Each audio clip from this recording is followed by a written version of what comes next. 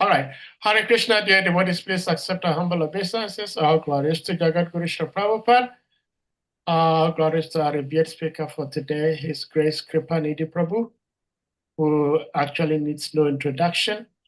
Prabhuji has been so kind, so generous. He's been with us for quite a long time, sharing his love and wisdom with us all. And we are very grateful and thankful that we could have his association once again today. So, Prabhuji, without further ado, we may put the verse on the screen and then you take it over from here. Hare Krishna. Haribol. Yeah. Jai, Haribol. Hare Krishna.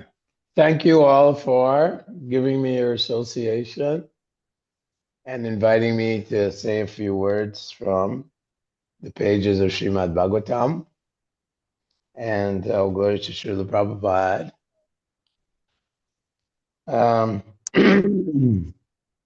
I'll just say the invocation prayers. Yes. And we'll go from there. Om Namo Bhagavate Vasudevaya. Om Namo Bhagavate Vasudevaya. Om Namo Bhagavate Vasudevaya. Narayanam Namaskricha. Naram Chaiva Narottamam. Devim Saraswati Vyasa. Torjayamudidayat. Nasta Preshu Abhideshu. Nityam Bhagavata Sevaya. Bhagavati Uttama Shloke. Bhaktir Bhavati Naistiki. So today's verse is Canto 3, Chapter 16, text number 9, entitled Jaya and Vijaya are cursed by the sages. Oh. Some aparad must have been committed. So we'll just chant this mantra a few times. Yesham bibam yaham akanda vikunta yoga maya vibhutir amalangri raja kiritai viprams tukona vishaheta yadartanam baha sadya punati sahachandra lalamalokan Yesham bibam yaham akanda vikunta yoga maya vibhutir amalangri raja kiritai viprams tukona vishaheta yadartanam baha sadya punati sahachandra lalamalokan Yesham bibamyaham akanda vikunta yoga maya vibhutir amalangri raja kiritai viprams tukona vishaheta yadarhanamba sadya punati sahachandra lalamalokan. Translation and purport by His Divine Grace A.C. Bhaktivedanta Swami Srila Prabhupada. Yesham of the Brahmins, Bibarmi, I bear, Aham I, Akanda, unbroken, Vikunta, unobstructed, Yoga Maya, internal energy, Vibhuti, opulence, Amala, pure, angry of the feet, Raja, the dust, Kiritai, on my helmet.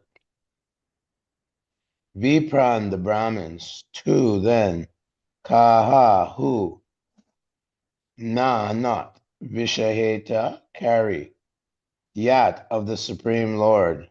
Arhana Ambaha, water which has washed the feet.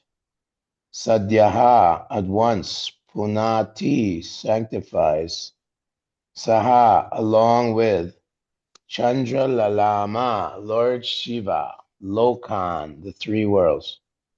I am the master of my unobstructed internal energy, and the water of the Ganges is the remnant left after my feet are washed. That water sanctifies the three worlds, along with Lord Shiva, who bears it on his head. If I can take the dust of the feet of the Vaishnava on my head, who will refuse to do the same? Purport. The difference between the internal and external energies of Supreme Personality of Godhead is that in the internal energy, or in the spiritual world, all the opulences are undisturbed, whereas in the external or material energy, all the opulences are temporary manifestations. The Lord's supremacy is equal in both spiritual and material worlds. But the spiritual world is called the kingdom of God, and the material world is called the kingdom of Maya. Maya refers to that which is not actually a fact. The opulence of the material world is a reflection. It is stated in Bhagavad Gita that this material world is just like a tree whose roots are up and branches are down. This means that the material world is the shadow of the spiritual world. Real opulence is in the spiritual world. In the spiritual world, the predominating deity is the Lord himself, whereas in the material world, there are many lords. That is the difference between the internal and external energies. The Lord says that although he is the predominating factor of the internal energy, and although the material world is sanctified just by the water that has washed his feet, he has the greatest respect for the Brahmin and the Vaishnava. When the Lord himself offers so much respect to the Vaishnava and the Brahmin, how can one deny such respects to such personalities? Om Jnana Timirandasya Jnana Jnana Shalakaya Chakshur Unmilitam Jnana Tasmai Shri Gurave Namaha Mukam Karoti Vachalam Pangur Langayate Girim Taraham Tamahan Bande Shri Gurum Dinataranam. Offer my respectful obeisances unto His Divine Grace, A.C. Bhaktivedanta Swami Srila Prabhupada, who with the scalpel of knowledge will cut the cataract from my blinded eyes. So, there's 5 factors of action given by Krishna. Adishtanam tatakartam karanam chapritag vidam. Dividam chapritag cheshtam. Daivam chaivatra panchamam. In the 18th chapter of Bhagavad Gita. The place, Adhisthana means the place, the time. Karta means the action. Karna means the instruments of action. And the doer, the instruments of action through the body. Cheshta means the endeavor. But the ultimate one, the most determining factor is Daivam, or God himself. So although it seems here that the 4 Kumaras, they're cursing Jai and Vijay, who have committed offense to them, have acted in a proud way. Somehow or other, there's a back kind of feeling that maybe Krishna wanted to arrange some kind of story that the Jai and Vijay would take birth as demons in the material world, Because ultimately Krishna is the origin of everything. He also has a sporting tendency. He has a fighting tendency. In the spiritual world, of course, there's no conflict, so to speak. There's no envy, no hate like that. So in this particular chapter, Lord Vishnu is supporting the curse that the four Kumaras have given to Jai and Vijay, the gatekeepers of Vaikuntha. At the seventh gate, they were stopped by the gatekeeper Jai and Vijay. So here the Lord is saying that I'm willing to take the dust that has touched the feet of a Vaishnava and Brahmin. Krishna is known as Bhaktavatsala. He is owned by the devotees. He is actually sitting in the heart of the devotees, and he is a prisoner in the heart of a devotee. He's known as Bhaktavatsala, owned by devotees, like Mother Yashoda. She was so much in love with Krishna that Krishna allowed himself to be tied up by the ropes of Mother Yashoda's affection. So if we commit Vaishnava Aparad, which is kind of the theme here, the holy name will there be offenses taken to the holy name and we can purify ourselves. But Bhaktivinoda Thakur says that if we commit offenses to a devotee, we will have to eat the bitter fruit of such offenses. In fact, one who offends a Vaishnava, there are different types of offenses. One who offends a Vaishnava, not only does he suffer, but his relatives, it says all his ancestors even, not only him, but all his ancestors will glide down to the hellish Rorava planet. That's described in the Padma Purana.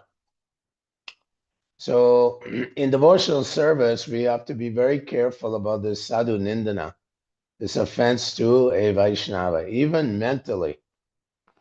The example, of course, was that Ramachandra Khan was very envious of Haridas Thakur, and he tried to arrange to discredit Haridas Thakur, to scandalize his name by sending a young prostitute to entice him.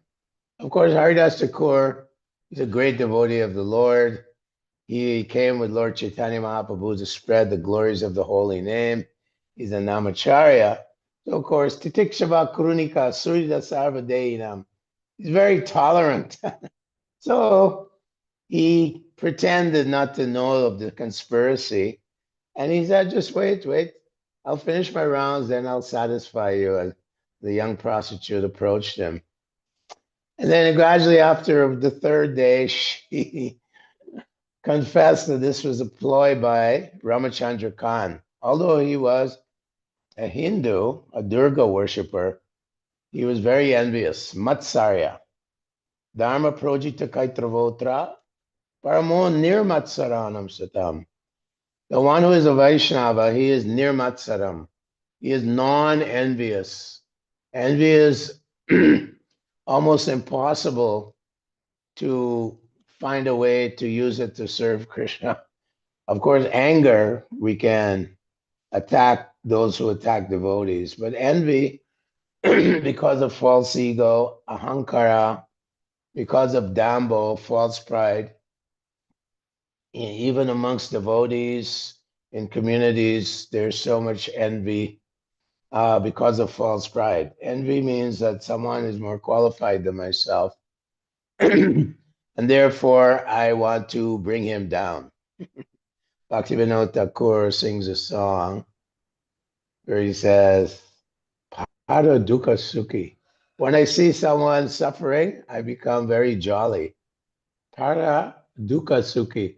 When I see someone making success in life, I become very miserable. So this is mentality that is very contaminating. And in our neophyte position, sometimes we suffer from this mentality of envy.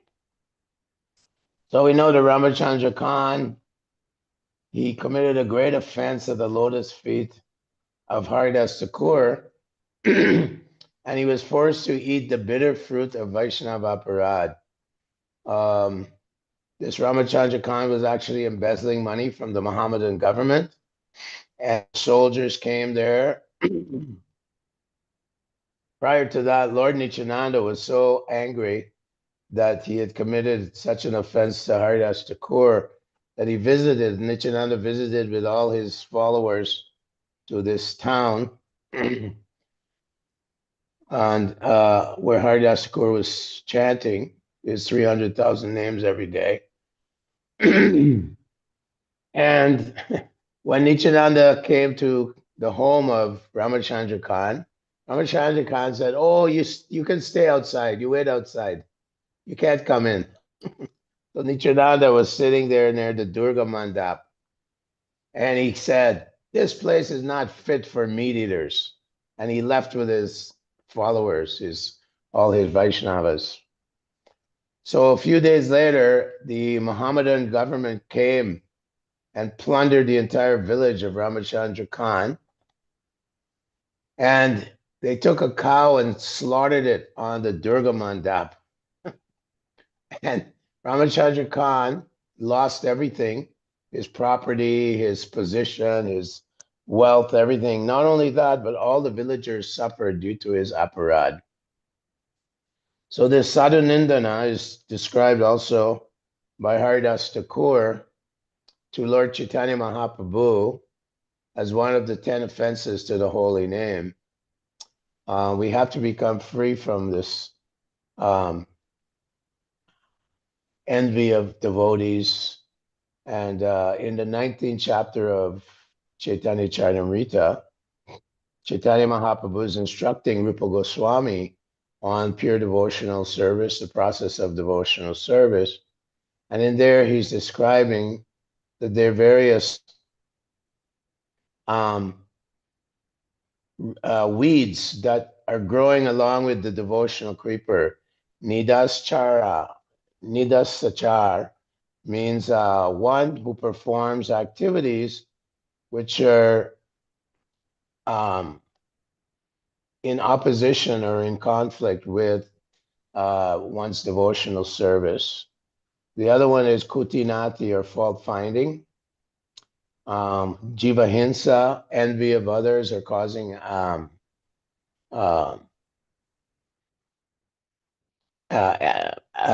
violence to others, causing anxiety to others, causing violence to others. Pratishta, one who is desiring some false prestige, some false position. These are all considered pratishta, false pride, false prestige, false position. Pratishta puja also. Puja, one wants worship. As a devotee, one wants to be in a very unique position. One wants to be worshipped by other devotees and so on. So these are various weeds, and sometimes the devotee, while chanting Hare Krishna, inadvertently is cultivating these weeds instead of cultivating his Bhakti Lata Bij.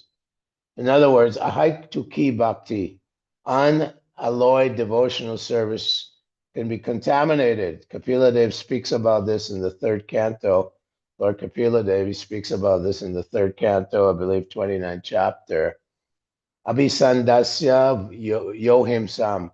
Says, Lord Kapila says, Abhisandasya yohim sam, a person who is violent to other devotees or other living beings, actually. Dambo matsarya evava, who is proud and envious of others. Samrambi binadrig bhavam. He is also behaving outside of the interest of the Lord. Samrami binadrig means a separatist. His devotional service is not aligned with the interests of Krishna. Krishna wants us to develop pure devotional service without any motive, subtle or gross motive for self-aggrandizement, prestige, sense gratification. These are all stumbling blocks on the path of devotional service. So Kapila Dev says it's such a person, yokuriyati tamasa bhava, that he is in the mode, his devotional service is in the mode of ignorance. So this is the pitfall and dangers that although Jai and Vijay were devotees of the Lord in Vaikuntha, obviously they were, enjoying the 5 types of liberation, Sarupya Mukti, Sarishti Mukti, Salokya Mukti, these various opulences. Somehow or other, they got contaminated, although they are devotees.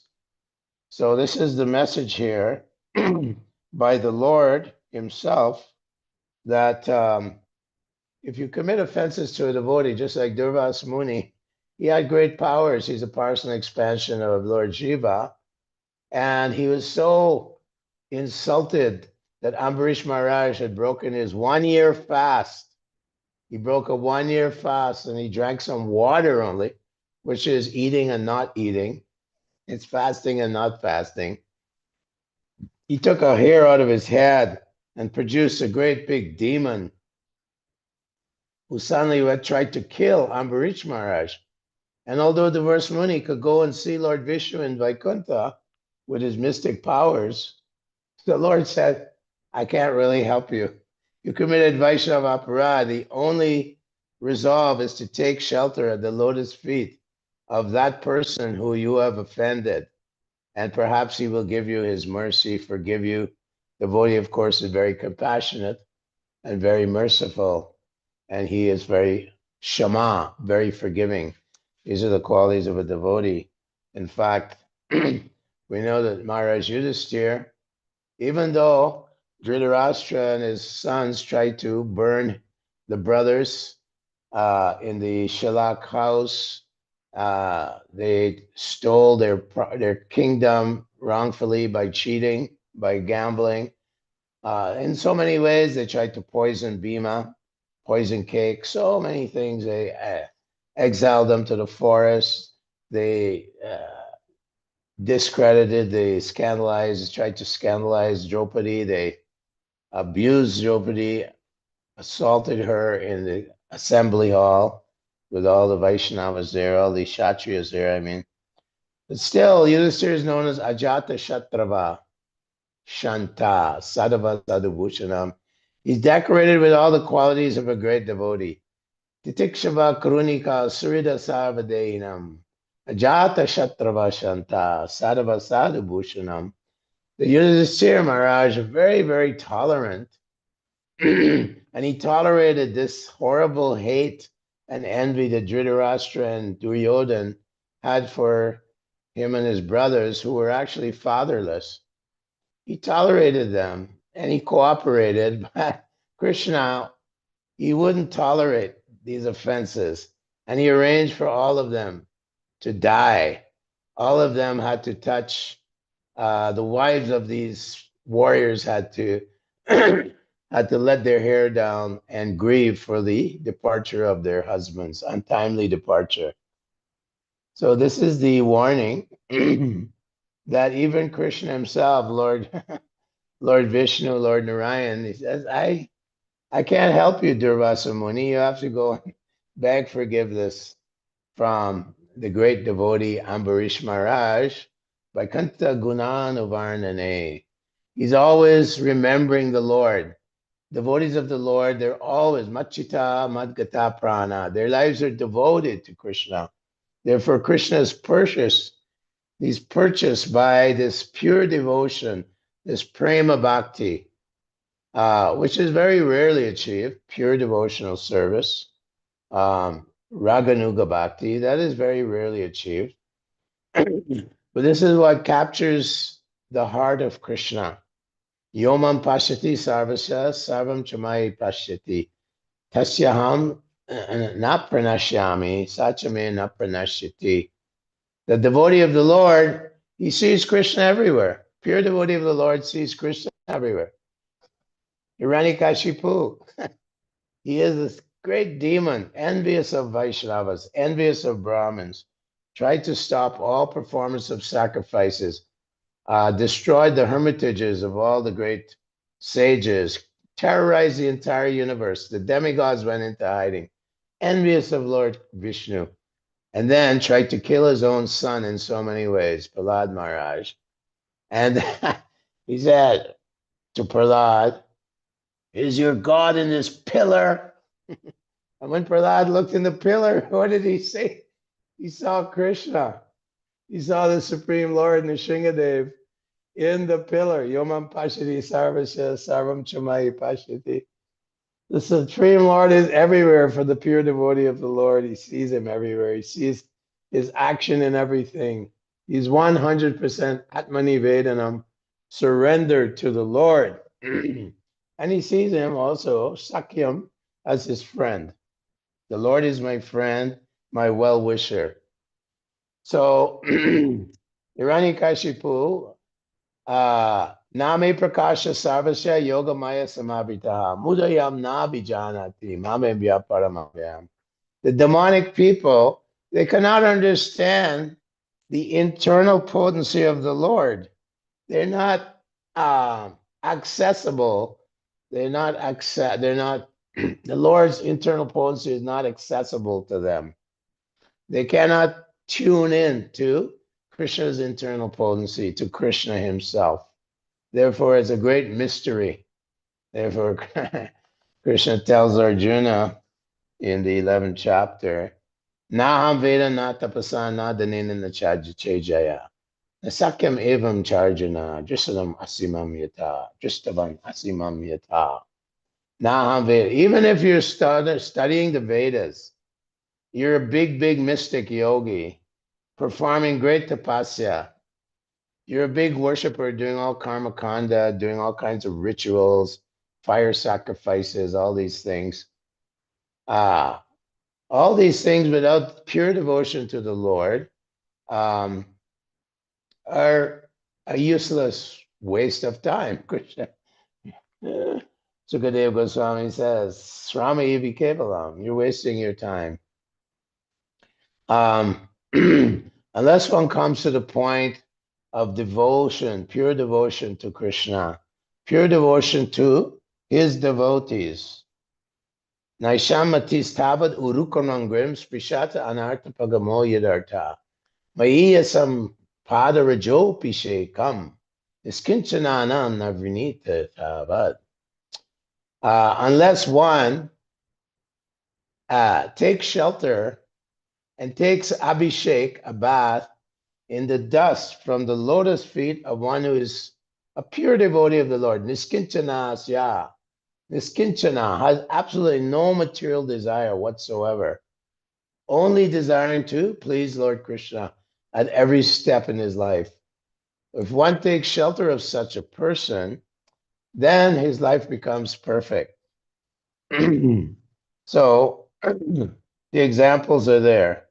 Prahlad Maharaj was benedicted by Narada Muni, who preached to him within the womb, and he fearlessly preached Krishna consciousness to his demoniac friends, and therefore received the retaliation of his demonic father, and he even preached to his father.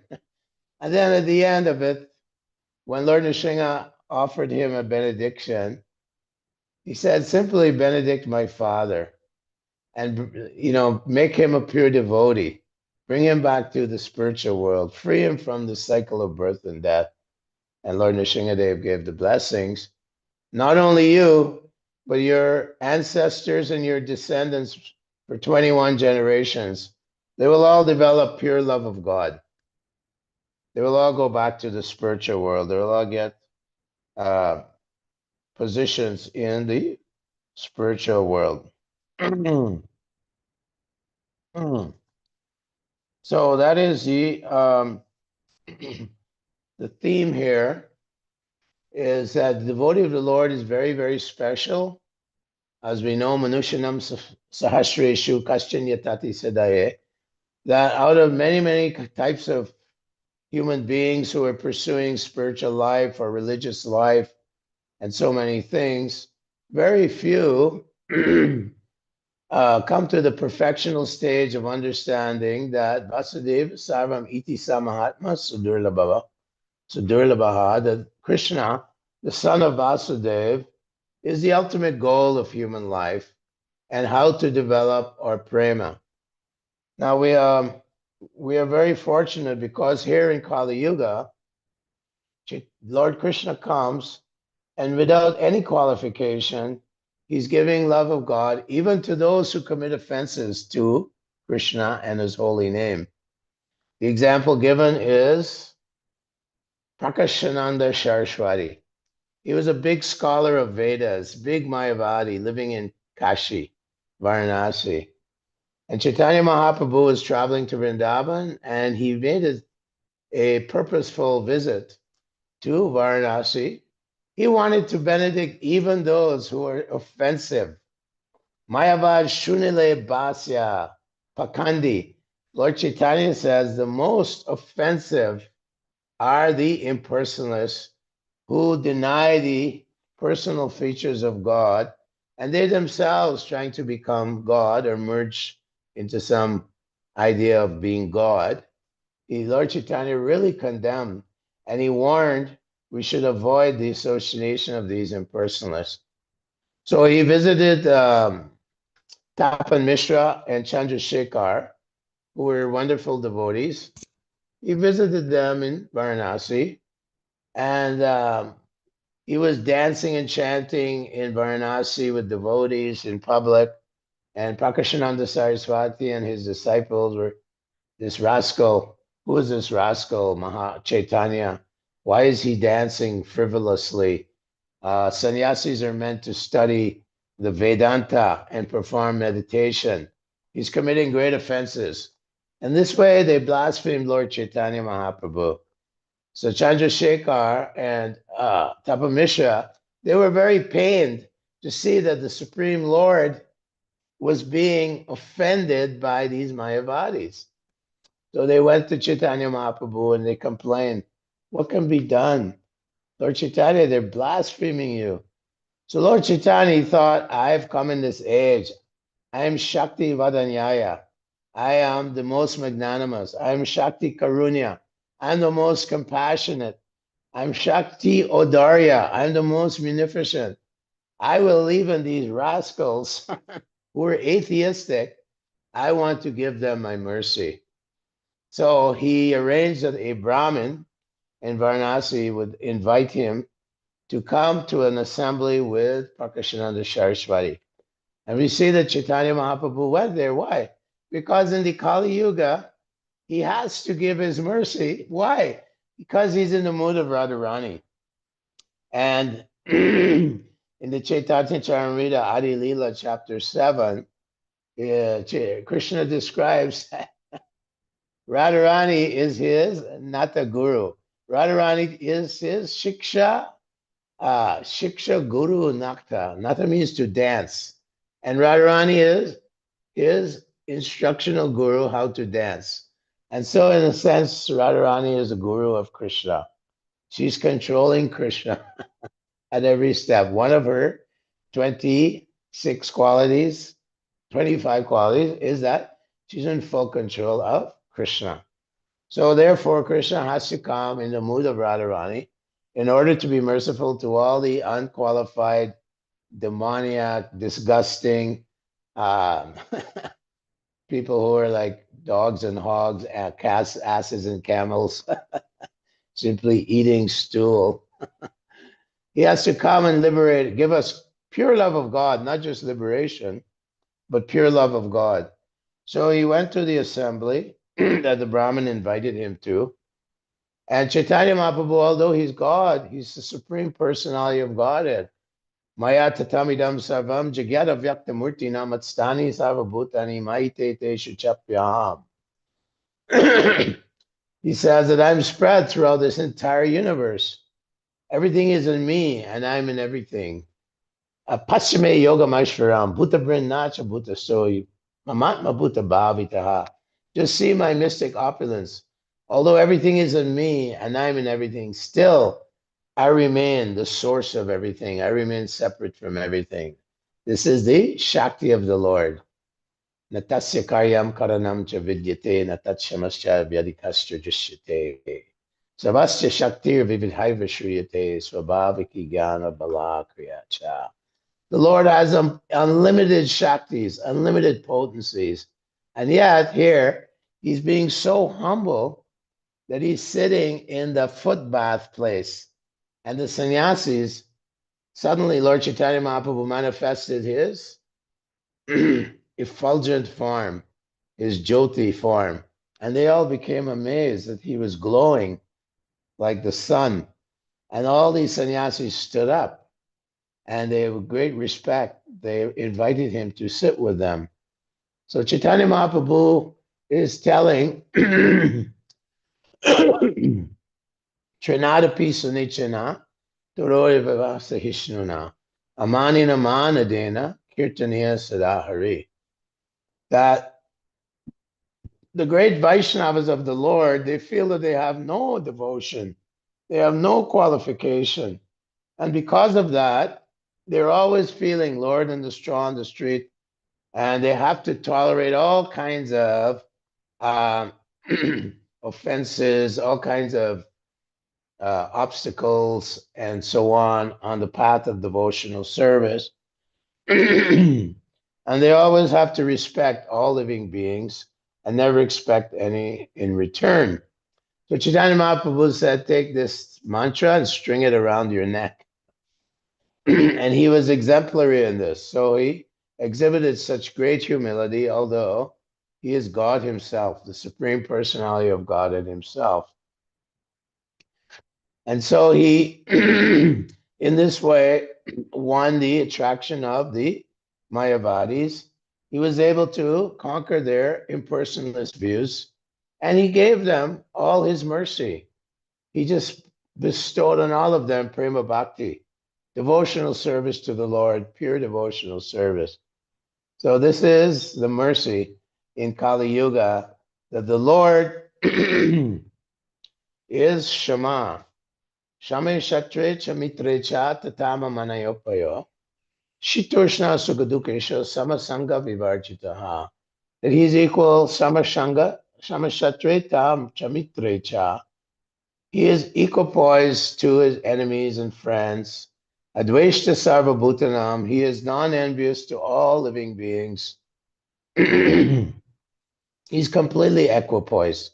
So Chaitanya Mahaprabhu, Supreme Personality of Godhead himself, is exhibiting this humility and giving prema to all of anyone, qualified or unqualified. So this is described in the 7th chapter of Adi Lila, about Lord Chaitanya Mahaprabhu's mercy on the most offensive persons. So we are very fortunate that we, in this Kali Yuga,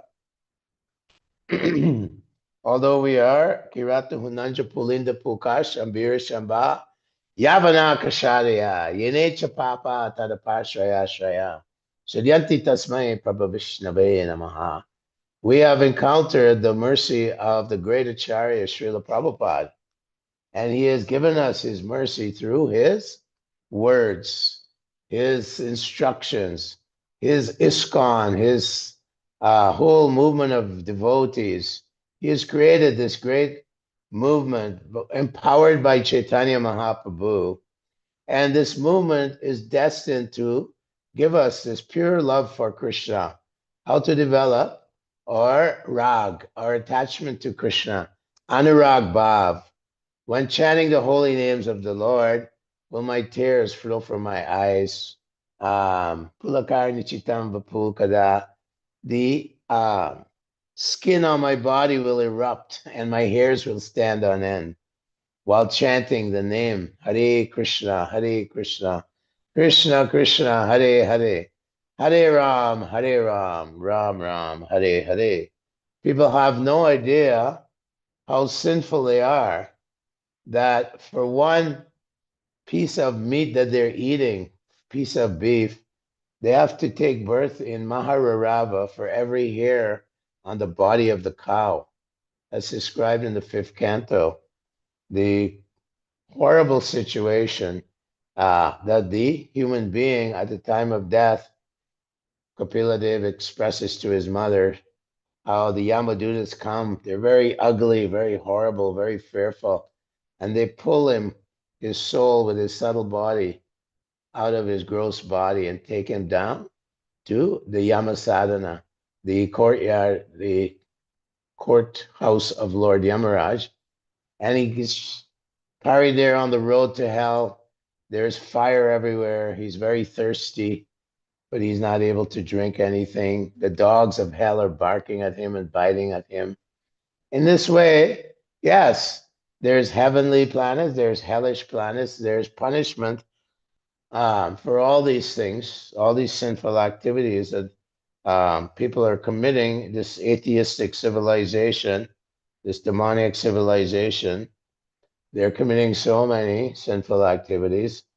But Srila Prabhupada is the great devotee of the Lord who is able to deliver us, and not just deliver us from this ocean of birth and death, but bestow upon us the mercy of Lord Chaitanya, the mercy of Radharani, Prema Bhakti, Pramanjana Charita Bhakti Vilochanan Shanena Sada Sadeva Hridayoshi Vilokayanti Yam Shama Sundaram, that we can develop our attachment to Shamasundar, that as we chant the holy names and avoid the 10 offenses, we come to the state of Vishuddha Nam or Shuddha Nam, pure chanting of the holy name, which is a state called Ruchi or taste for the holy name. Adoshada tata sadhu sangha tata bhajana kriya sat tata nartadimiti sat tato nishta tata ruchi ata shakti tato bhava.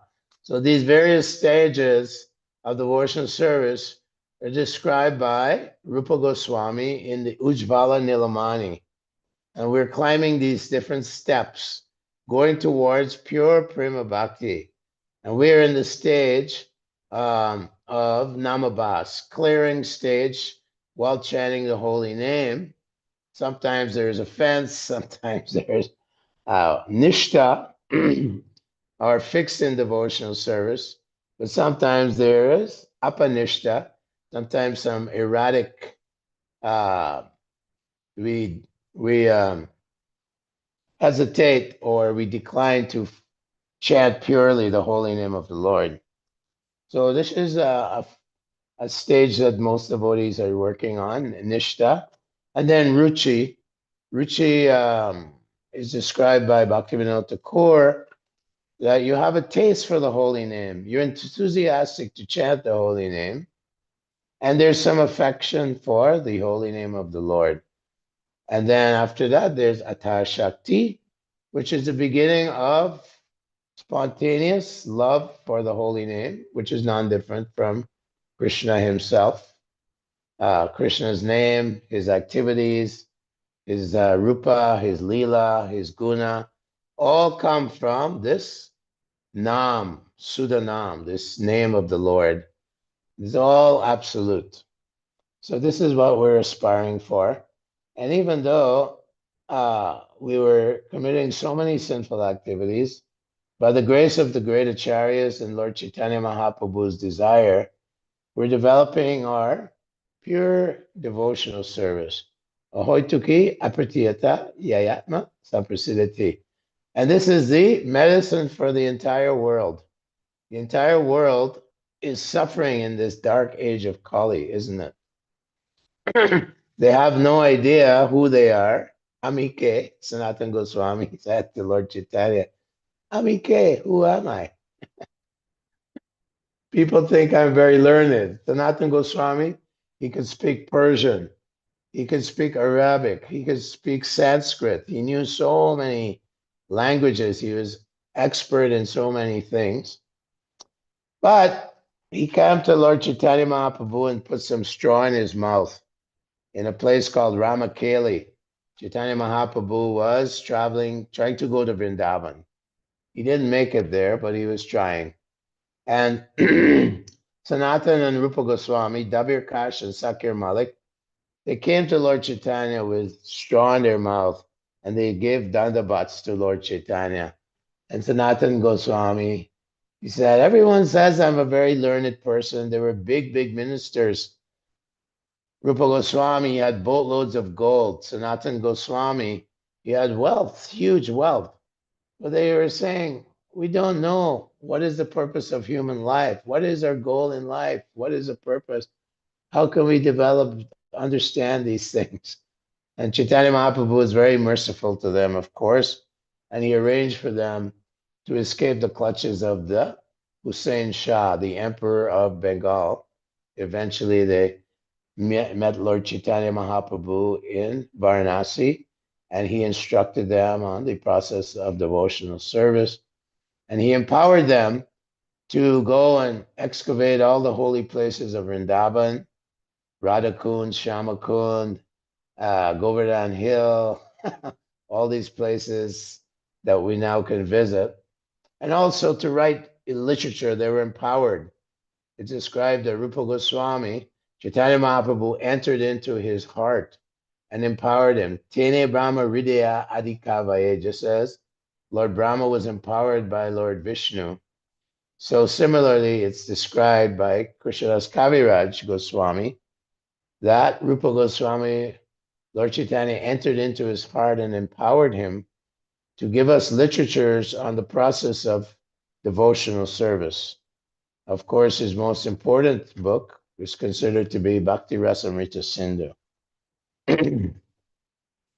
So we have such a great heritage by these great personalities who appeared here in Sridham, Mayapur 500 years ago, and who were coming to assist Chaitanya Mahaprabhu in spreading his glorious Kali Yuga mission, 10,000 years, the golden years of Kali Yuga, where we will, continuing with Utsahan Nishayadharya Tat Karma Pravartanat, Sangatyaga Suto Vrite, Sadbir Bhakti Pranashyati. These are the 6 desirable qualities we have to embrace. Enthusiasm, Utsahan, Nischayat, confidence, Dharyat, patience, Tat Karma, to perform devotional activities which are conducive to pleasing the spiritual master in Krishna, conducive to our healthy spiritual life. Pravartanat. And following in the footsteps of the great acharyas, these are the recommended or prescriptions for success in devotional service. The Rupa Goswami has given these directives in his Upadeshamrita. So we want to be very enthusiastic. We want to be confident and patience. Dharyat. Dharyat comes from the word dhira, and dhira means gravity or grave. Like Lord Shiva is known as very dhira. So we have to be very dhirya, very patient, very grave in our spiritual life and control the mind.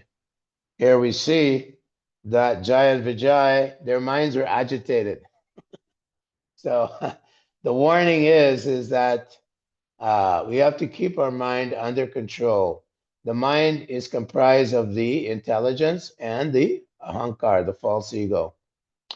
And if there is pride, dambo darpo bimanasya, kruda parushamevacha, agyana chavijatasya, parta asurim sambhava, that Krishna warns Arjuna or tells him that there's 2 types of people. So these qualities like pride, arrogance, dambo darpo, harshness, conceit, these are qualities of a person who is of the demoniac nature. But we know that in our neophyte stage, sometimes we fall victim to these kinds of anarthas, false pride, and so on. So the mind has to be kept controlled by strict practice of sadhana bhakti,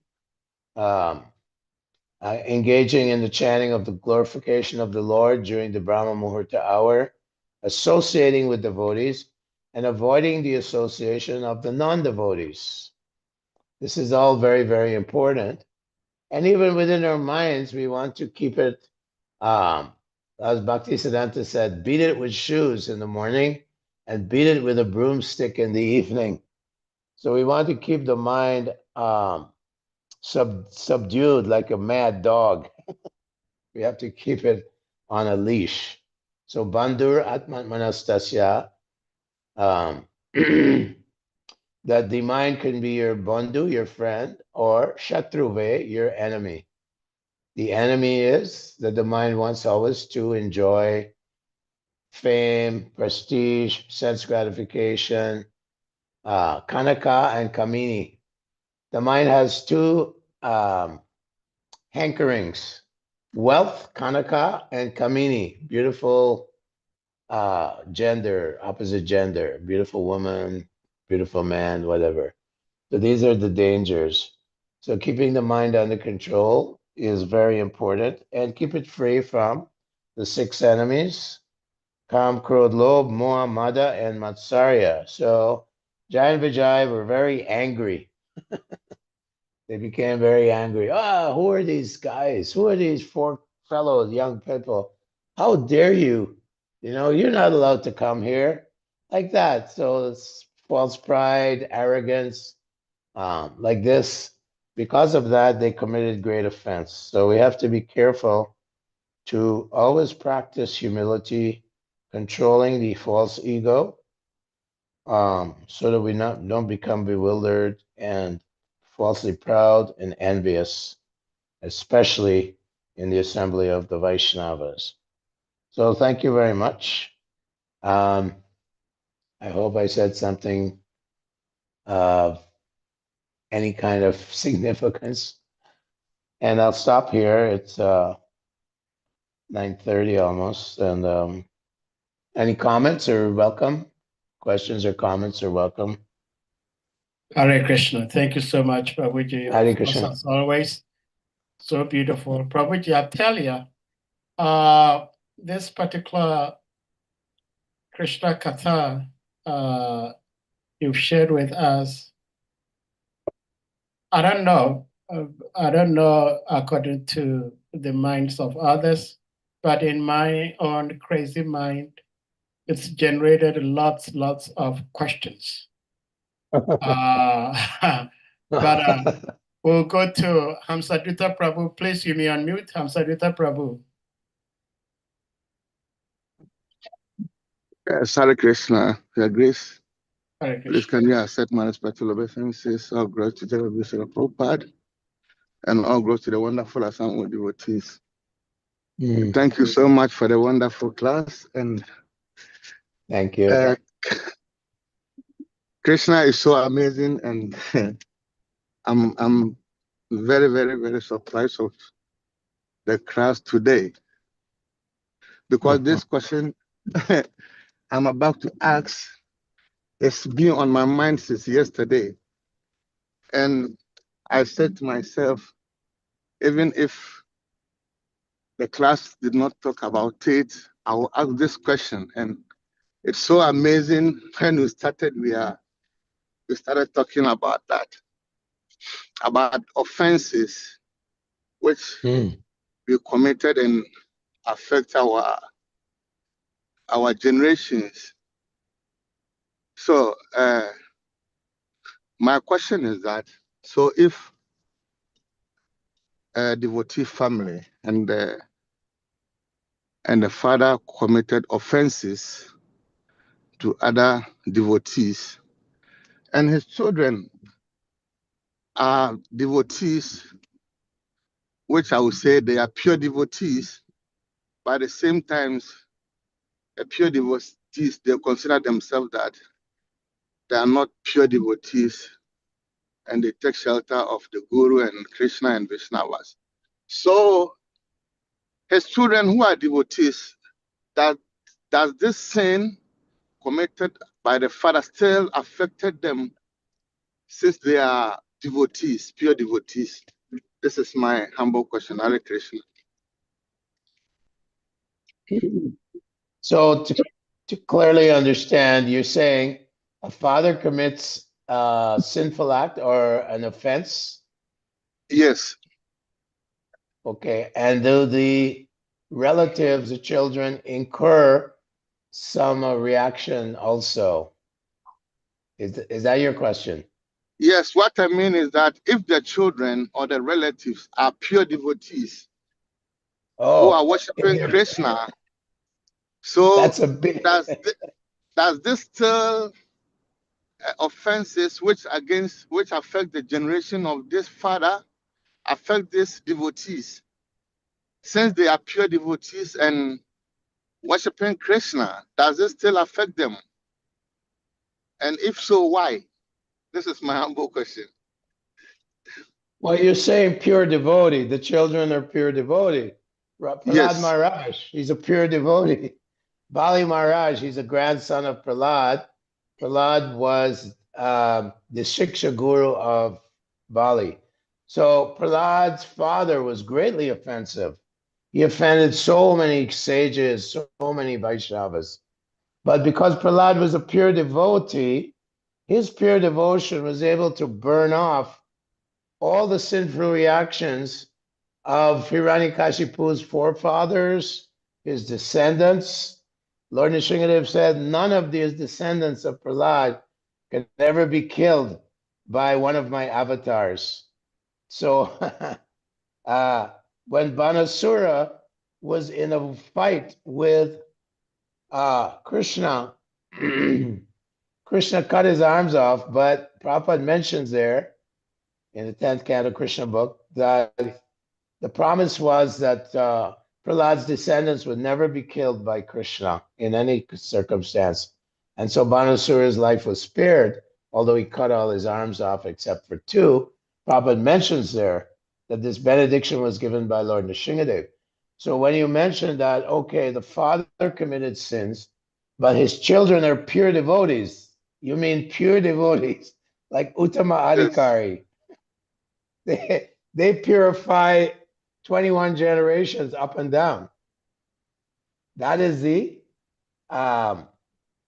given a benediction given by Lord Nrsimhadev, that any pure devotee of the Lord purifies his entire gene pool for 21 generations back and forth. It's a great thing to be a Uttama Adhikari. Of course, if the children are not so pure, that may be a different consideration. If they're not pure Uttama Adhikari. Uttama Adhikari is very rarely seen in this world. They're full of pure love of God. They're full of ecstatic love. Their hearts are like an ocean of love of God. It's extremely rare, although we know Bhakti Siddhanta Saraswati Thakur, Gorkishore Das Babaji, Bhakti Vinod Thakur, A.C. Bhaktivedanta Swami. These are all great Uttama Paramahansa, Uttama Adhikari devotees of the Lord. That's a different story. They're liberating all their descendants and their ancestors, for sure. No question. But then if we say, okay, someone is a Kanishta Adhikari, and his father committed murder, for example, then in the yes. third canto, I believe it's the 30th or 31st chapter, Movements of the Living Entities, Prabhupada gives an example. If a man murders someone for his, self-wealth aggrandizement, then the family also incurs some of that sin. Not as much, but they incur some of the sin. That's mentioned by Prabhupada in the third canto. I believe it's the 30 or 31st chapter. You can reference that. I think it's called Adverse Activities of the Living Entities. Yes. So Kapila is saying that the materialistic person commits so many abominable things to accumulate wealth, so many questionable questionable activities, sometimes even murder, and that the relatives, and then Prabhupada quotes a Hindi parable. He says, the person for whom I steal is accusing me of being a thief. In other words, the relatives, they're receiving the benefit of his nefarious activities, but then he gets all the reaction, most of the reaction for his sinful activities. So it depends on whether someone's pure devotee, Uttama Adhikari, or he's just, materialistic child of a sinful father. These things are taken into consideration. Yes, okay, thank you. But for instance, in this Kali Yoga, I'll use myself for example. I'm a neophyte and I'm struggling with my devotional service, but I never want to commit any offense to anybody. And maybe my father committed offenses, and if it has to affect me, then how will I be able to become a pure devotee? Or because if this is affect me, then my devotional service become worse. So why does it have to affect me? No, you made a very important point there. You made a very important point. The point is, Haridas Thakur tells Lord Chaitanya, and then Prabhupada in the purport, in this discussion, I believe it's the Antya Leela, Glories of Haridas Thakur, that many quotes are there. The one who just says Krishna, even unintentionally, then he is purified of more sinful activities than he could ever commit, even if he is not even a devotee, like Ajamil. Ajamil was not a devotee, but he said Narayan, and he was absolved of all sinful reactions. We know the Vishnu Dutas came and did an intervention on the Yamadutas.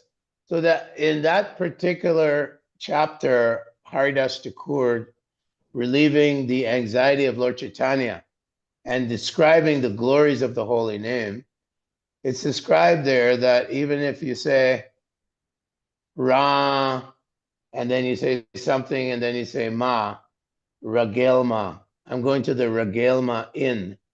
There's such a thing in in America, or the Ramada Inn. Even if you say the name of God that is in a sentence, you get the benefit of saying the Lord's name, and at that moment, you become released from more sins than you could ever commit.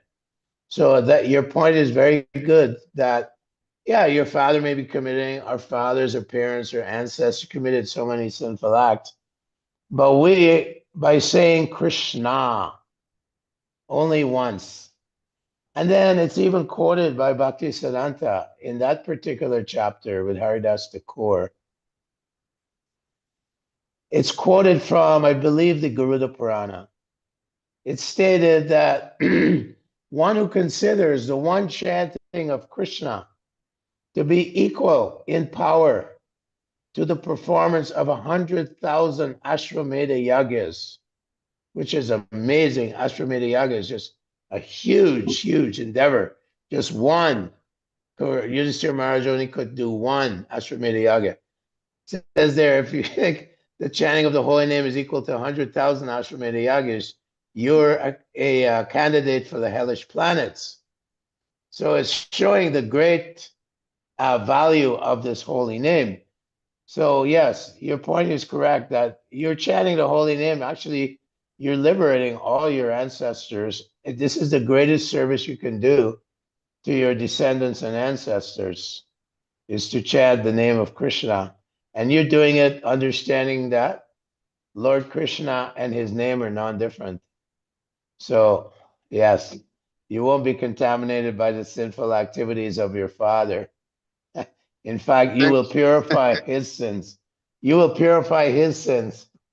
This is Prabhupada told one of his disciples, his mother and father came to meet Prabhupada, and he said, "Don't think that your daughter," it was a girl, "that your daughter is not doing this. She's doing the greatest service to you."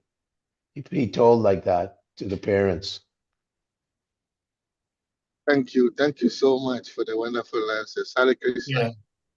Hare Krishna. Thank you for the beautiful questions and the awesome answers. Of course, as always, Kripanidhi Prabhu, our beloved uncle.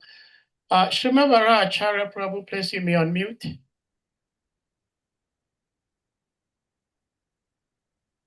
Yeah, Hare Krishna. Please accept my obeisances. Yeah. All glories to the Prabhupada. Thank you very much, Prabhu. So please be patient with my question because it's something that has been recurring again and again anytime we're discussing this subject matter of offenses to devotees. And I've just been thinking two things in my mind, and will help me to resolve them. One, before we joined Krishna consciousness, before we became devotees, and even up till now, people who want to join devotional service have the same problem. The problem of committing offenses against their parents, the problem of blaspheming the priest of their own religion, or blasphemy or saying things against their own tradition and their culture. These things are considered to be blasphemies. I have some people now who are devotees, semi-devotees, but they're so much scared about the church they belong to, Baptist church, who condemn anyone who tries to even deviate from that church. So we have these experiences of turning against this kind of background, despite all the condemnation and the fear of blasphemy, and also revolt against our parents, because we found some truth in Krishna consciousness. We think that this truth is superior to every other thing. So we have to give our life to it, despite the offenses we are committing against tradition, parents, etc. Now here we have Krishna consciousness. Then the same question comes up again. Don't offend, don't offend. And the fear of offense is keeping people in check. So much so that they cannot now speak against anything out of fear of offenses. Isn't this hypocritical or paradoxical that we're coming from background where we question everything? And that's why we chose Krishna consciousness, that there is truth here. And now we come in here now, and now we're being served the same thing, fear as a check from speaking out or voicing out any opinion that may be against the activity of some Vaishnava. You are considered to be offensive. Isn't this a serious matter? Isn't it like what people call cultish? That's my question. Thank you. People call what? People call what? Cultish. Cult. Oh, cultish, cult. Yes. Well, in the Chaitanya Charitamrita, in Prabhupada's books, he also used the word cult.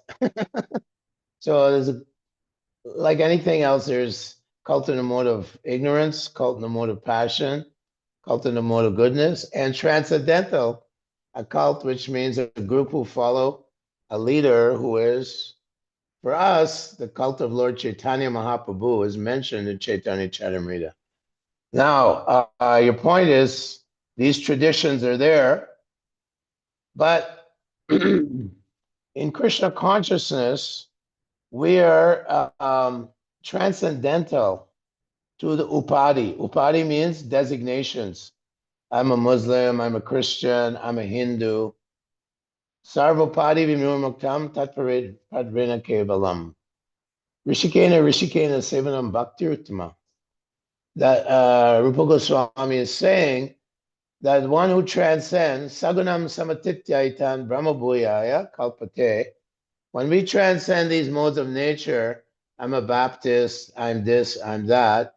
We see all living beings as part and parcel of Krishna, right? We see them with love and affection. We see them not as, you see, in the mode of passion, pritak vinati yajganam, nanabhavam pritak vidam. We judge based on their external designations.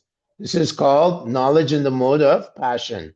So there's religion in the mode of passion, religion in the mode of ignorance, religion in the mode of goodness, and then there is the transcendental spiritual devotion to God, which transcends, right, all the modes of nature.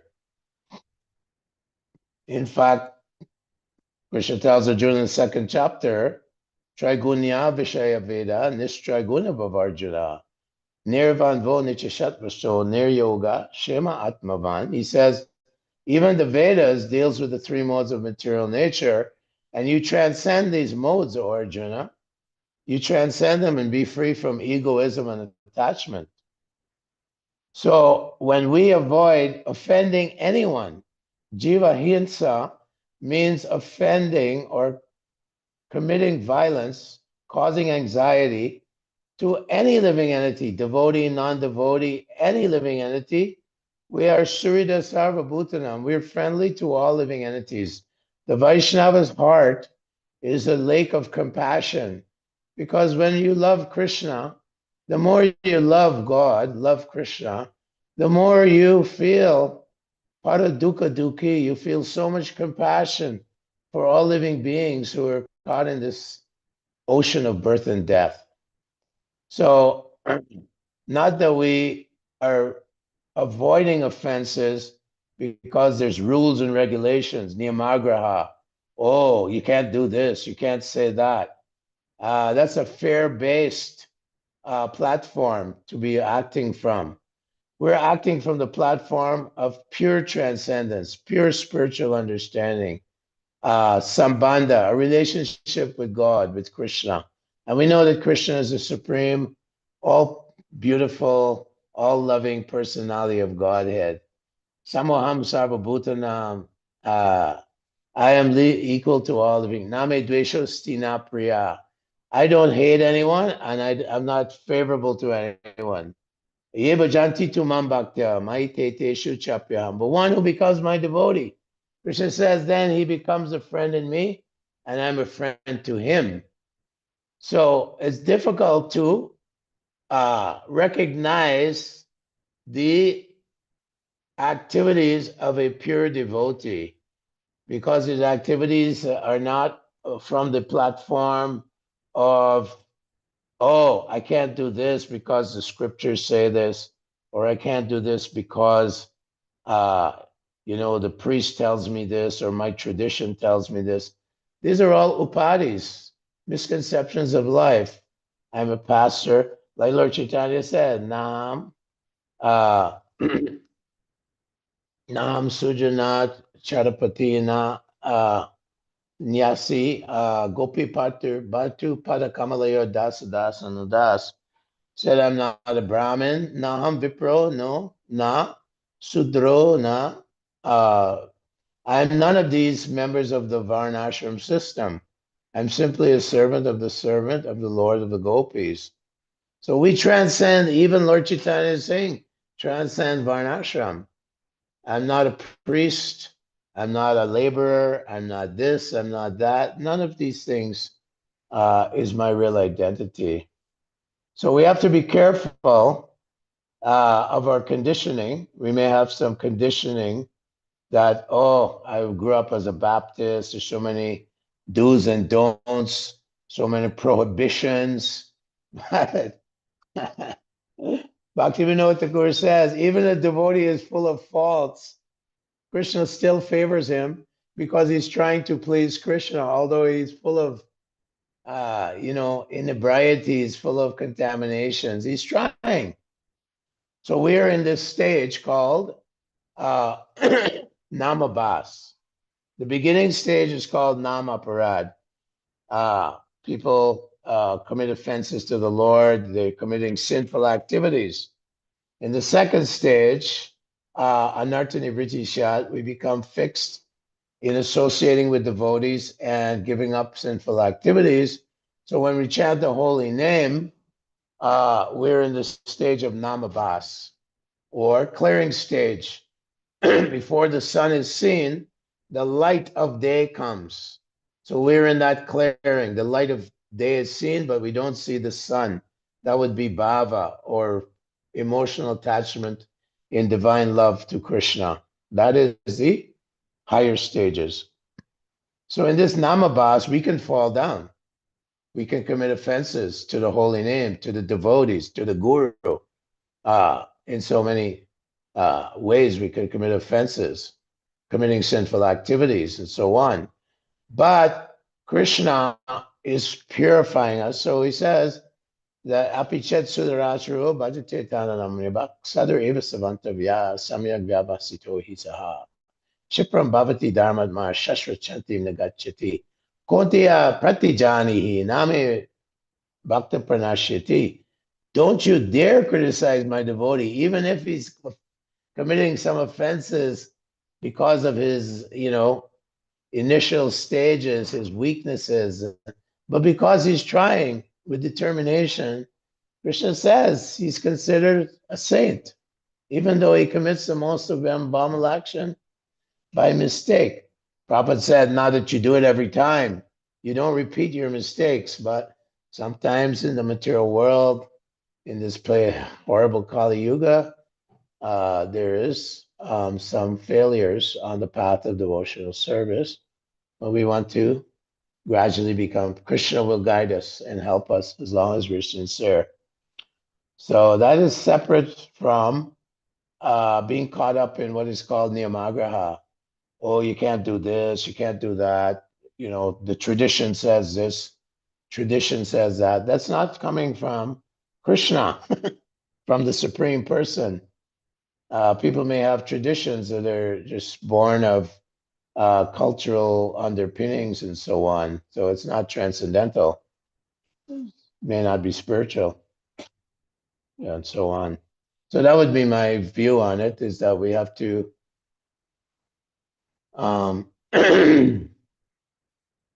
transcend the modes of nature and engage in transcendental devotional service, and so on. Hare Krishna. Thank you. Thank you so much, Prabhuji. And the previous questioners, we thank you too. Prabhuji, I had said, and I'm still saying, that your presentation has aroused lots of questions in my crazy mind. And that is, of course, that was actually started with Hamsadutta Prabhu's question. That is lots of us, especially those of us from the African continent, we either belong to Christianity, Islam, or we were traditionalists. And especially in Christianity and African tradition, there is the understanding that everyone carries their own burden. And I would like to share something from the Bible where some people approached Lord Jesus Christ and were questioning Lord Jesus Christ why they pray to God and God does not answer their prayers. And that is what led to the Lord's Prayer that Lord Jesus Christ taught. And in that answering, Lord Jesus Christ said, "Who amongst you will give stone to your son when your son asks you for bread?" If your son asks you for fish, will you give your son serpent? You wouldn't do that. So how dare you think that the Supreme Father who is in heaven will give you what you do not deserve, what you're asking for? So in the same way, in Ezekiel, this is Ezekiel, which is in the Old Testament, chapter 18, text 19 to, I think, 21. It says, yet you say, why should the son not bear the guilt of the father? So this is the Supreme Lord talking to the Israelites. And then God is answering, because the son has done what is lawful and right, and has kept all my statutes and observed them, he shall surely live. The soul who sins shall die. The son shall not bear the guilt of the father, nor, let's continue, nor the father bear the guilt of the son. The righteousness of the righteous shall be upon himself, and the wickedness of the wicked shall be upon himself. But if a wicked man turns from all his sins which he has committed, keeps all my statutes, and does what is lawful and right, he shall surely live. He shall not die. So this I knew a long time before I joined devotional service. And joining devotional service and hearing that, if me, Sahadev, sitting here, offend a great soul, and I have to suffer, an innocent soul from somewhere who had nothing to do with my offense, but coming through me as my child, will have to suffer. Whereas in this material world, that does not even happen. And if it does happen, everybody will condemn the government. So if in the material world, something like that happens and we condemn the government, why shouldn't we condemn God? If God should punish souls who are innocent of their parents' offenses, I do not understand. And if that is what we mean, then Prabhuji, please help to educate. And like Srimad Prabhu was also saying, this sense of offense, which every rational human being and every devotee understands the dangers of offenses. So no sane devotee would like to offend. But there are other situations, other times where somebody is acting nonsense. And I say nonsense because we are given principles to follow according to Srila Prabhupada. Like if someone lives in the ashram, there are 4 regulative principles he has to follow. If somebody is living in the ashram and he is consuming meat, and I see this person doing japa, he's a devotee, and I go talk to him that, hey, you live in the ashram, you're not supposed to do this. Somebody says, I'm offending such a person. What do I do? And how does an innocent soul suffer the offenses of their parents and grandparents? Prabhuji, please help.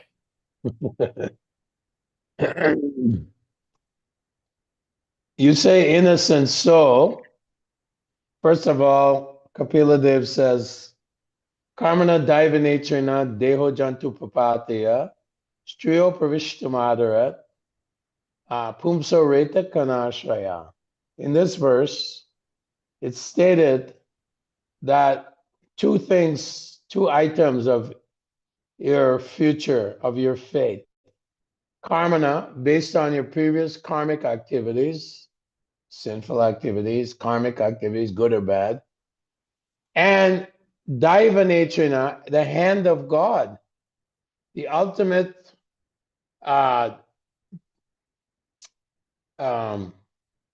decision making is in the hands of the super soul, who's accompanying the living entity from one birth to the next, eternally fulfilling his desires.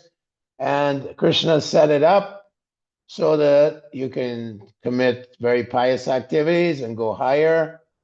Urdvam Gachanti Shatvastya, go to heavenly planets, or you commit sinful activities. Jaganya Guna Vrijisa Adogacha, you can go down to the lower situations.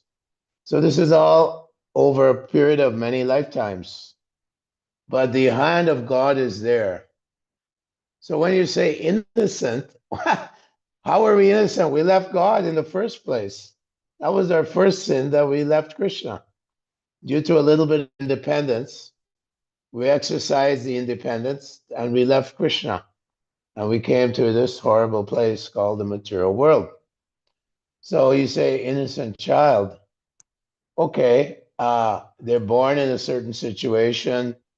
They're receiving some karma. Perhaps they have polio, they have handicap, they get killed untimely. This is based on karma daiva nature now, based on their previous activities. Krishna is saying that these laws are there, laws of karma, action, and so on are there. And he's our well-wisher. He's the well-wisher of all living beings. But that's the way it's set up. That just like the judge, he is not personally vindictive that this person committed murder and now he has to be hanged. The laws are objective. They're neutral. They're completely objective. You commit something, then you get this reaction. You go to prison, you get hanged, whatever. You do something good in society, you get some benefit, some credit, and so on. So we have to look at it from the Shastra Chakshas, from the perspective of Shastra, from what is stated in the Srimad Bhagavatam.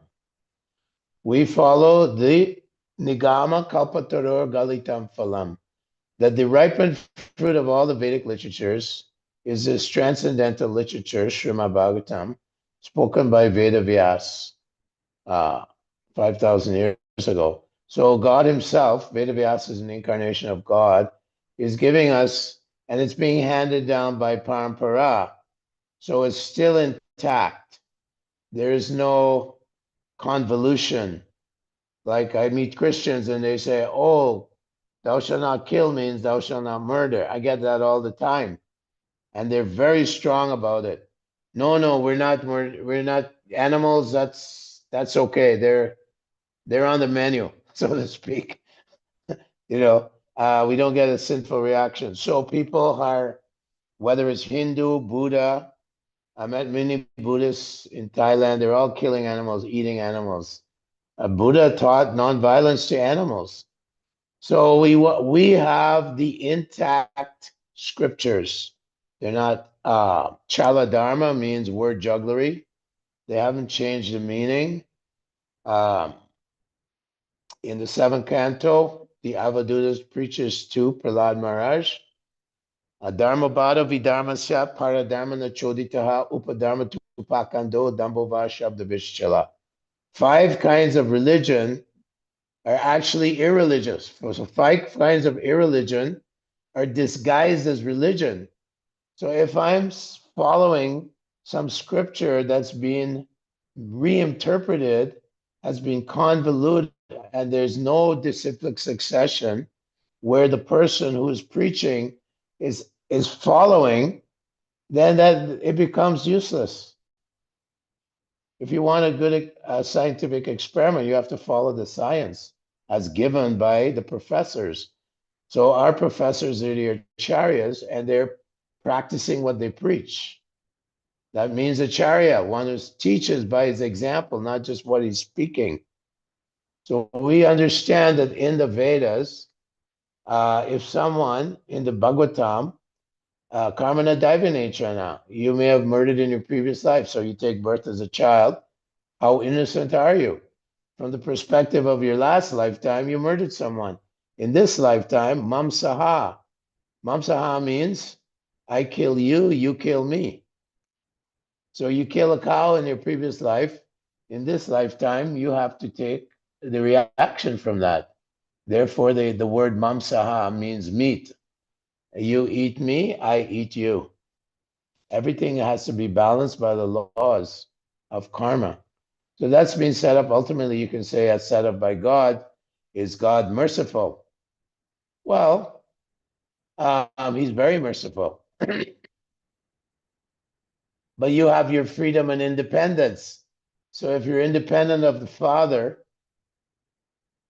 and you commit these activities and you think you're innocent, people don't understand the religions, what Prabhupada calls the Malecha religions of the meat eaters. They don't see many lifetimes backwards and forwards. And so they think, how could God, allow this horrible thing to happen to the people? They're being killed by whoever, Nazis, communists, whatever. God is not merciful. No, God is very merciful. But you are an agent of your own destiny. You're a little piece of God. Mamai Vamso Jiva Loke, Jiva Bhuta Sanatana. You have some independence. Or else what's the question of being a person, of being a spirit soul, where's the question of love if you cannot choose independently to love or to not love? So all these things have to be taken into consideration when you say, an innocent child is suffering because so-and-so. Well, what about their previous life? What did they do to get this kind of thing? Therefore, Krishna says, Sarva Dharman Prichaja, give up all these religious tenets, all these religious things, and surrender to me. Mamikam Sharanam Braja. Aham Tom Sarva Papebhyo. I will free you. When he says I'm going to free you, it doesn't mean someone will come and murder you. Devotees get killed too, untimely. That's not karma. That is just the fact that we're living in a demoniac society. And therefore, Krishna says, Mahasucha, don't worry, I will free you from any reaction, any sinful reaction. So that even though they tried to kill Haridas Thakur, he was just chanting Hare Krishna. And he was praying for their release from the sinful activities of punishing a great devotee of the Lord. He was so compassionate. So a transcendental person, Mamche Vyabhicharana Bhakti Yoga Sevate Sagunan Samate Chaitan, he's completely transcendental to this material body. And he knows whatever, Tatenu Kampam Shishamikshimano Bunjani Vamakritam Vipakam, whatever pain comes my way, kill me. Bhaktivinoda Thakur says, Marobi Rakobi O Yo Icha Tuara. He says, in death or in life, I am your dog. Just let me be your servant, even in death. He's saying, in bad or good, whatever, I don't care. Let me be your servant. So Bhaktivinoda Thakur is a great, great devotee of the Lord, and he's portraying himself in a bad situation, horrible situation. I am your servant in any situation. Tate nukampam shishamiksamano. And I'm being purified by the Lord. So you can say, oh, these innocent people are being killed in Palestine. These Jews, they got killed in Germany, whatever. All these things. It's Kali Yuga, and you're getting a reaction to your actions. And the only hope, when Krishna says, I'll protect you, he's protecting you from future sinful reactions. Of course, he says that Maya Dakshina Prakriti Suiche Satsarachana, that my devotees will be protected by me. They're working under my divine protection. That's there. But even some, hopefully, God forbid, some devotees, like in Ukraine, many devotees have died in the war. Their future is completely bright. They'll take birth as devotee again somewhere. They'll continue on. Because in Kali Yuga, these things will happen. These things will happen, and we can't say that this child was innocent and now well, how can they suffer and so on? They have to see from the Vedic perspective, not from some mundane concepts and mundane philosophy. Though they're innocent, who's innocent? Only devotee of the Lord is innocent. That's what I can say about it. Well, Hare Krishna, thank you so much, Prabhuji, for the answer. And I deliberately use the word innocent. And yeah, I'm happy I did that, because that has I wouldn't say that is the cause, but I believe it helps with the explanation you've given, because I am always with the understanding that Chanakya Pandit, according to Chanakya Niti 6.9, it says, alone the spirit soul creates his own karma and suffers alone the good or bad results thereby accrued.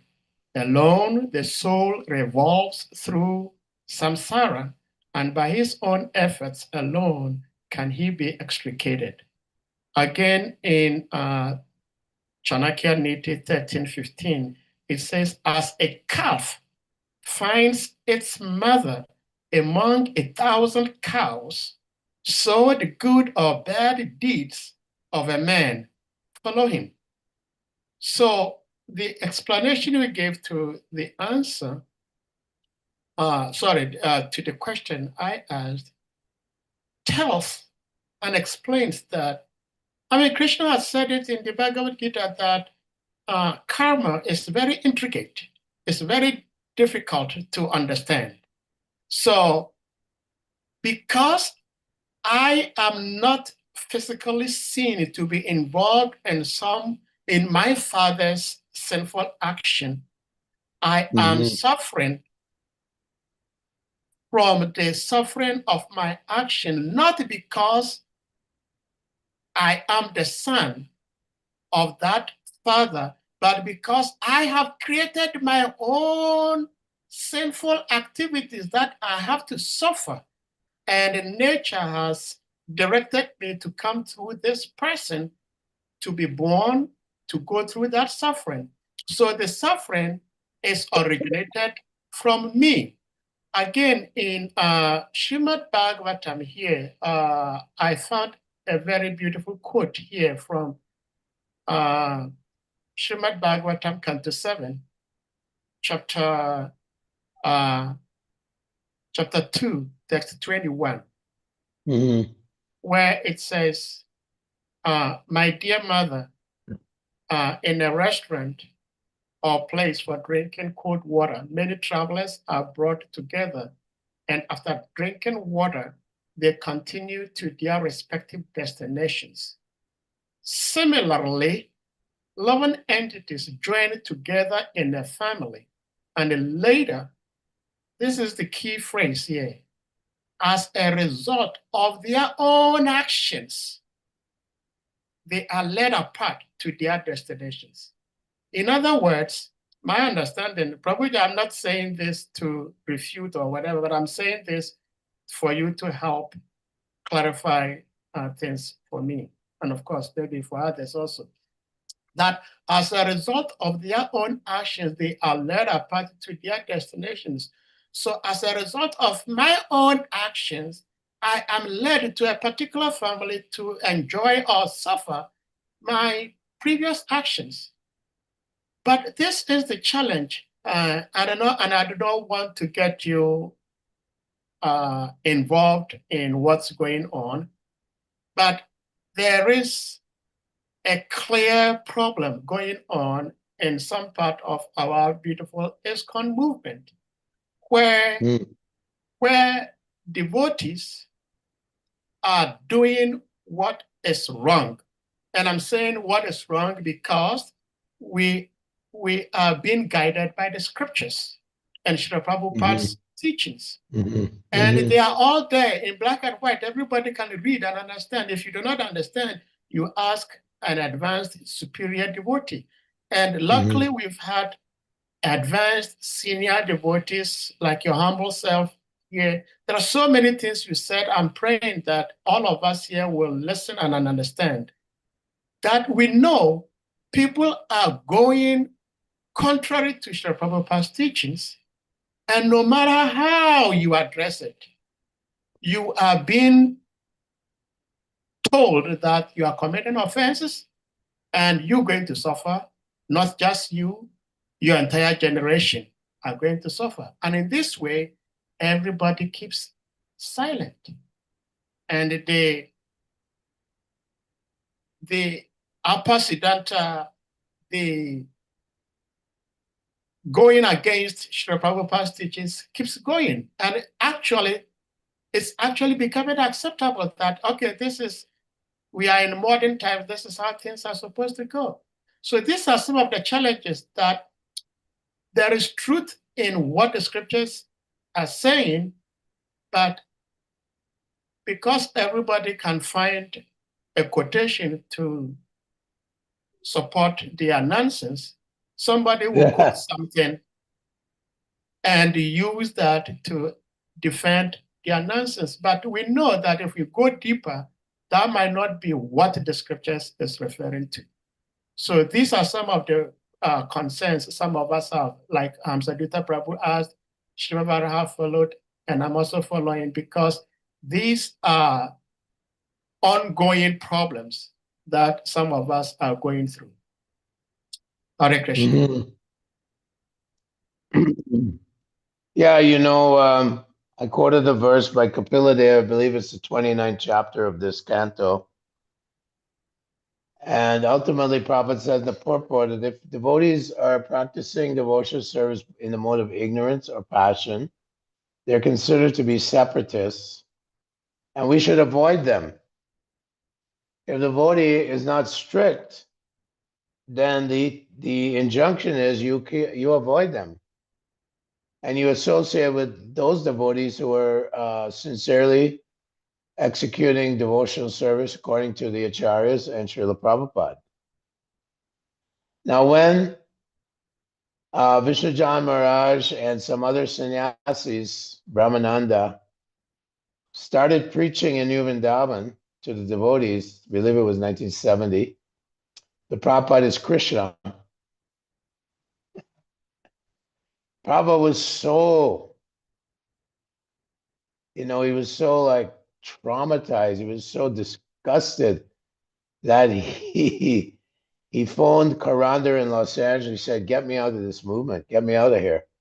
They're preaching Mayavad philosophy. And what they want to do, they're trying to step over the guru." And he saw it as a contamination coming from somewhere of these sannyasis, and ultimately they were thrown out of the movement. Tamal Krishna, Brahmananda, they were told, get out. So in one place, we see that even Prabhupada said, I can't even handle this. Just get me out of here. I don't want to be dealing with this. So when there are discrepancies within our movement, especially of leaders, if you bring it up, if you point it out, it's a way of trying to help that person. If someone's jumping off a cliff or jumping off the roof of a house, you say, Prabhu, you're destroying your devotional creeper. You're going to kill yourself by jumping off the roof. You try to help them and tell them what they're doing is wrong. How is that envious? You're trying to help them. So the advanced devotees. It's a very big problem. You are worse than I don't know, but it's a challenge. Yeah. You see, the thing is, the people who commit offenses, who are committing offenses to Guru, on the holy name and consider that they're devotees.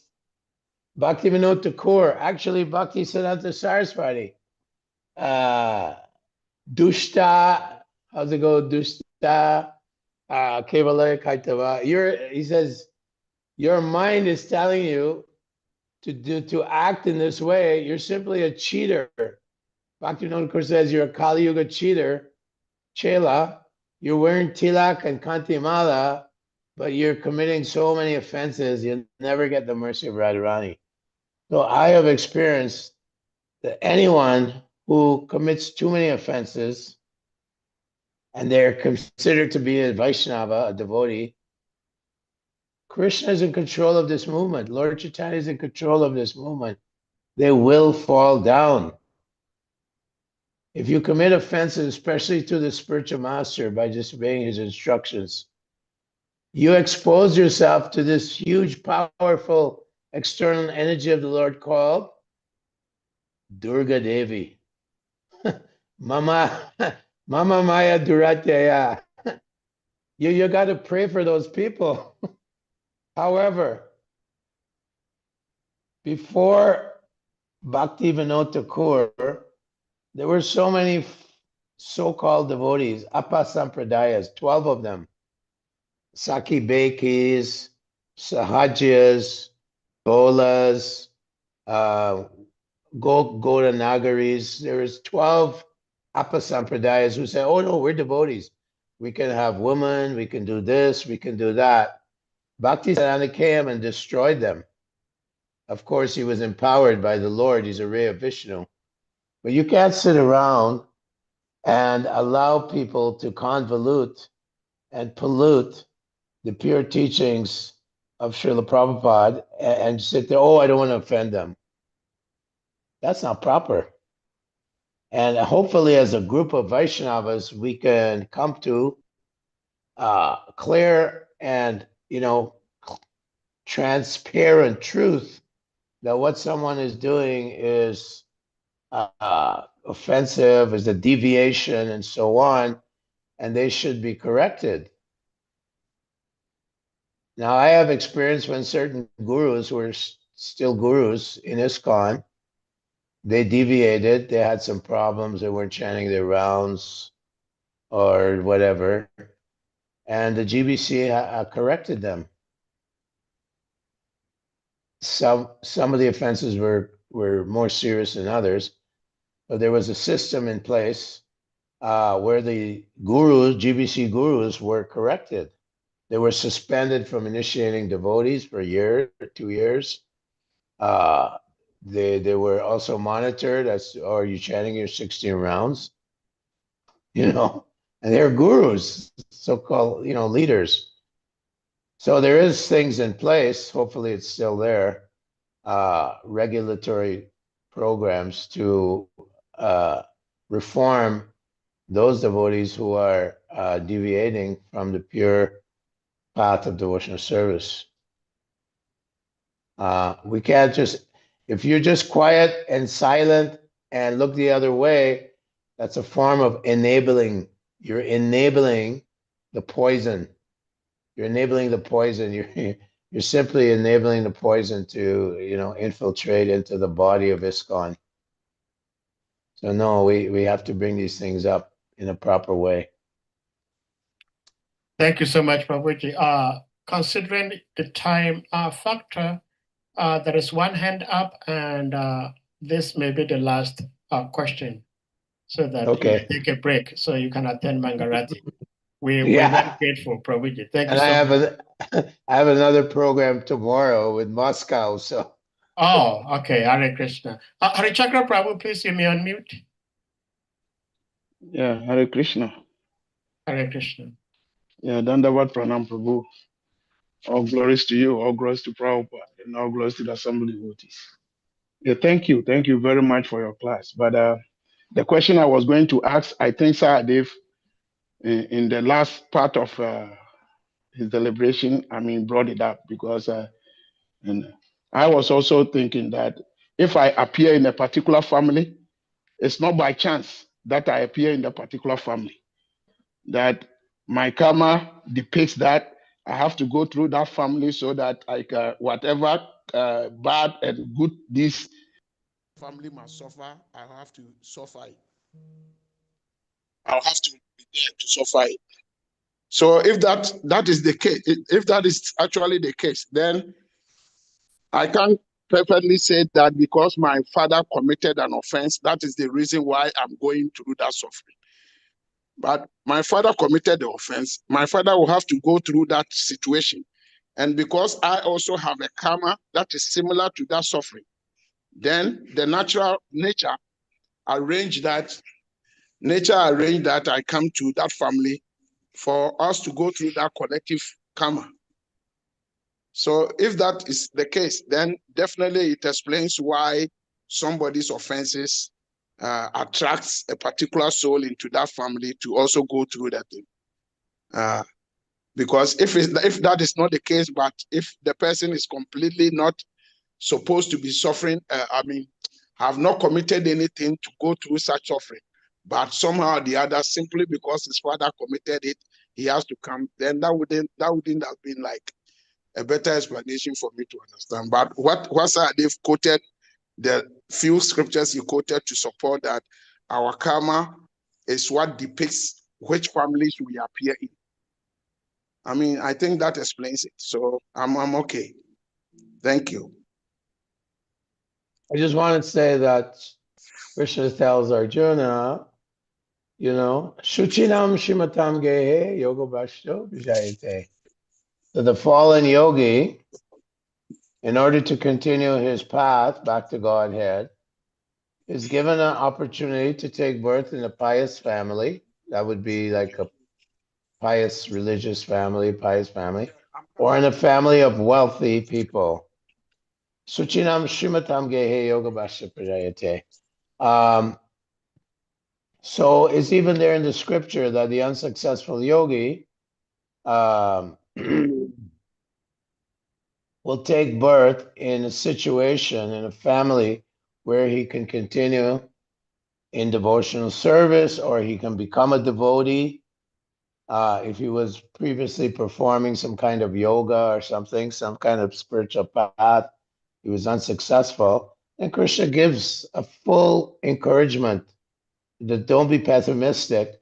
I will put you, ultimately everything, not a blade of grass moves without the protection of the Lord. So Krishna will put you and you become a devotee in the Hare Krishna movement in Nigeria or somewhere. That's not an accident. You're born in a certain situation where you can proceed forward. You can continue on in your journey back to Krishna Loka, back to God, back to Godhead. So that should be considered also.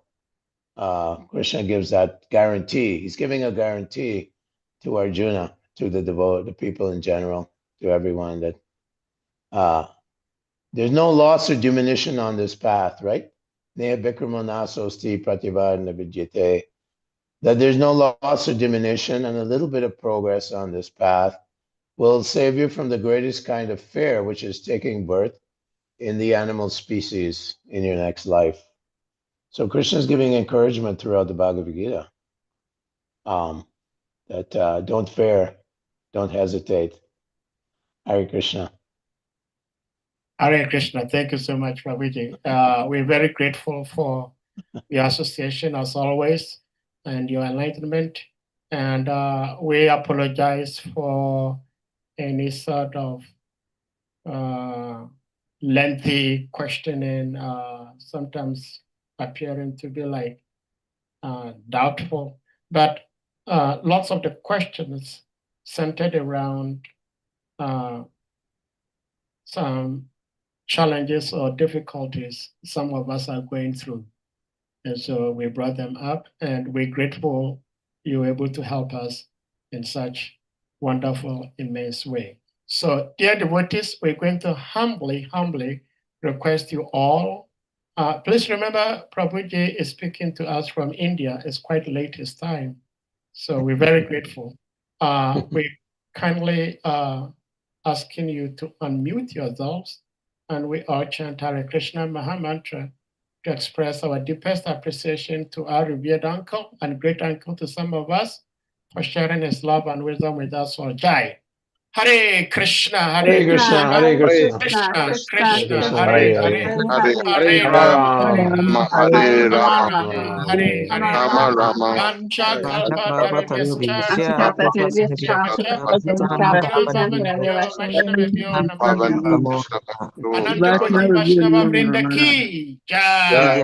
All glories to His Haribo. Grace Kripanidhi Thank you Prabhu very much. ki Jai. All glories to Jagat Guru Srila Prabhupada ki Jai. Thank you. Thank All you. glories to seven Vaishnavi devotees ki Jai. Jai. Thank you Hare so Krishna. much. Hare Thank you Hare. very much. Thank you very much.